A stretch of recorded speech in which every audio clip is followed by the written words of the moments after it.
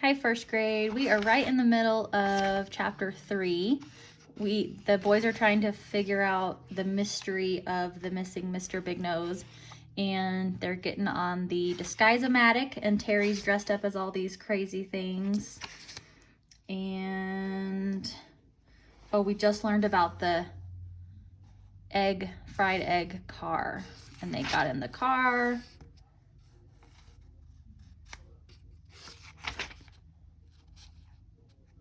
And I don't know if we read that actually. I feel I'm a little confused. Okay, we fly through Mr. Big Nose's window and park next to his bookshelf. Terry takes out the 2 biggest magnifying glasses and starts looking for clues. Very interesting, he says. I see a magnifying glass. I see a hand holding a magnifying glass. I see an arm attached to a hand that's holding a magnifying glass. That's a definite clue, Andy. A very definite clue. Yes, I say, a very definite clue that you are definitely silly. Well, I don't see you doing any detecting, says Terry, peering at me through the second biggest magnifying glass. Give me that thing, I say, snatching it off him. I scan the office. There's a book lying on the floor next to Mr. Big Nose's desk. I pick it up and examine it closely. Fun with Vegetables by Vegetable Patty. What is it? Says Terry. It appears to be a book about vegetables. Vegetables, says Terry. Yuck, I hate vegetables. I know, I say, and so do I, but we have to look at it. It might be a clue. Chapter 4, Fun with Vegetables by Vegetable Patty. Dedicated to my darling parents, squashed but not forgotten. Hi, Vegetable Patty here. As we all know, vegetable fighting is a serious business, but that doesn't mean it can't be fun. Don't believe me? Well, read my book. Boil them, broil them, salt and oil them, crunch them, munch them, knockout punch them, grab them, stab them, shish kebab them, throw them, mow them, taekwondo them, kick them, flick them, pogo stick them, mow the humanity. Mash them, smash them, whip and lash them, whack them, smack them, snap, block, sack them. Crush them, mush them, drown and flush them. That's enough, Andy, says Terry, his hands over his eyes. I can't take any more. It's too violent. I never thought I'd say this, but I actually feel sorry for those poor vegetables. Me too, I say. It's kind of weird to feel sorry for something that you don't like so much.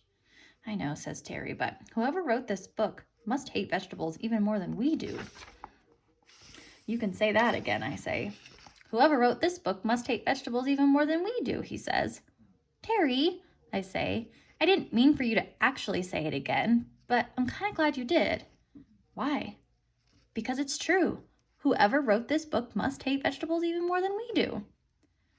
Chapter 5, Sleeping Jill. So, do you think the book is a clue, says Terry? Does it have something to do with Mr. Big Nose's disappearance? Maybe, I say. It was published by Mr. Big Nose, but it still doesn't explain where he is. We need to keep looking. Terry holds up a magnifying glass and continues investigating. Look at this pen, he says. It's huge. And look at this trophy. It's gigantic.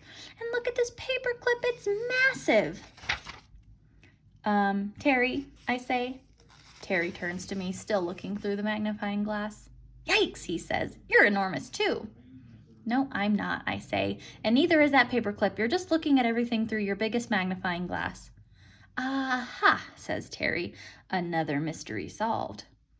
Yeah, I say, but not the right one. We're supposed to be figuring out the mystery of the missing Mr. Big Nose, not the mystery of why everything looks enormous to you. Oh yeah, says Terry. Good point. Terry peers at a large butter leaf on Mr. Big Nose's desk. Look at this caterpillar, he says. I think it might be a clue. It's trembling, like it's frightened. Whatever happened to Mr. Big Nose, this poor little guy must have seen the whole thing. If only caterpillars could talk, I say. They can, says Terry. It's just that we can't understand them. If only we knew somebody who could understand caterpillars, I say. Somebody like Jill, says Terry. Somebody exactly like Jill, I say. Hey, I know, says Terry. Why don't we get Jill to talk to the caterpillar? No, I've got a better idea, I say. Why don't we get the caterpillar to talk to Jill? But that's the same as my idea, says Terry. Sort of, I say, but mine's better. We've got to get this caterpillar to Jill so it can tell her what happened to Mr. Big Nose so we can find him and remind him to remind us about our deadline so that we can finish this book. Carbon fiber, lattice structure, lightweight fuselage. Laser in-cloud visibility lights, flexible wing technology. That sounds complicated, says Terry. Not at all, I say. It's elementary, my dear Denton. To the flying fried egg car. Up, up, and away. The day we flew our flying fried egg car to Jill's house, and nobody knew it was us because they all thought it was just a flying fried egg. Look at that flying fried egg car. No, not a car, just a big flying fried egg. Is that some kind of flying machine? Nope, just a big flying fried egg. Low flying fried chicken nuggets. We land outside Jill's house, or at least where we think her house is. It's hard to tell because her garden is very overgrown. Wow, says Terry. Jill has really let this place go. Yes, I say. I can't even see how we're going to get in. I can't even see how she would be able to get out, says Terry. Maybe she can't, I say. I mean, have you seen her lately? No, says Terry. Have you? Not for a while, now that I think about it. All the times we haven't seen Jill lately. Pet fashion parade. I'm surprised Jill's not here. Excellent fish suit. I'm surprised Jill's not here. Barky the Barking Dog, the movie. People captured by Captain Woodenhead reunion. I'm surprised Jill's not here. Happy birthday, Jill, which means this is her birthday party.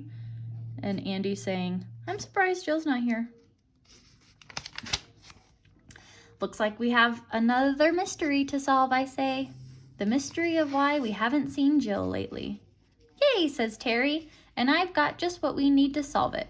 He reaches into a bag and pulls out 2 safari suits and 2 razor-sharp machetes. He hands me one of each. Thanks, Terry, I say. Don't thank me, he says. Thank the Disguise-O-Matic 5000. I grabbed a bag of takeaway before we left. We put on our safari suits and used our machetes to start hacking into the plants surrounding Jill's house. We hack and chop and cut and thwack and hack until finally we find ourselves at the front door. We ring the doorbell, but nobody answers. So we chop and cut and thwack and hack until at last we smash through the door into Jill's house, and this is what we see.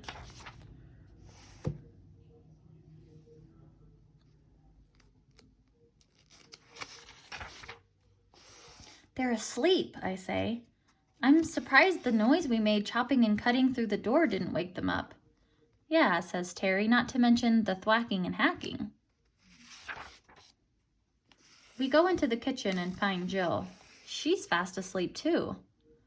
Wake up, Jill, I say, shaking her shoulder. Wake up. But she doesn't wake up. She's not waking up, says Terry. I can see that, I say. Shh, Andy, says Terry, you'll wake her up. Ugh, that's exactly what I want to do, I yell. But even my yelling doesn't wake her up. We try everything we can think of. Megaphones, gongs, air horns, electric guitars, jackhammers, dynamite.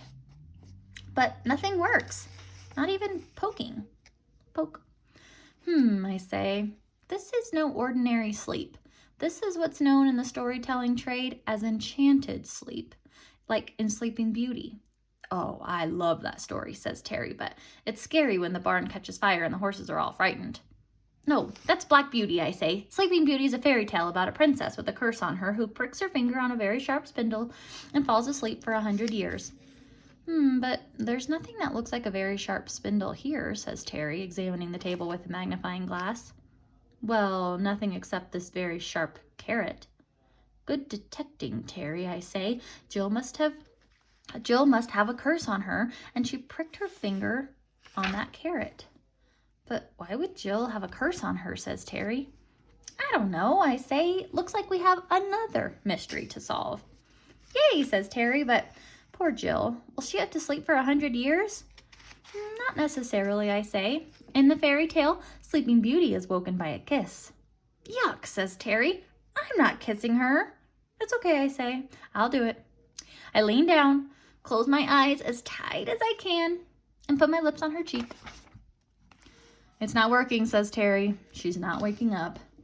It might be because I'm not a handsome prince, I say. It's usually a handsome prince who does the kissing in fairy tales. Handsome princes. Prince Charming, Prince Lovely, Prince Dreamy. Not so handsome princes. Frog Prince, Prince Not So Charming, Prince Potato. Well, I guess we need a handsome prince then, says Terry. But where will we find one of those? What about the castle? That castle, I say. What castle, says Terry. That castle, I say, pointing to a castle on a distant hill just visible through Jill's overgrown window. Oh, that castle, says Terry. Funny, but I've never noticed it before. Me neither, I say, but it sure looks like the sort of castle where you'd find a handsome prince. Grab Jill, put her in a glass coffin, get the caterpillar, and let's go. Andy, says Terry, there's one small problem. What's that, I say. The caterpillar has eaten our flying fried egg car. And we'll pause there for now.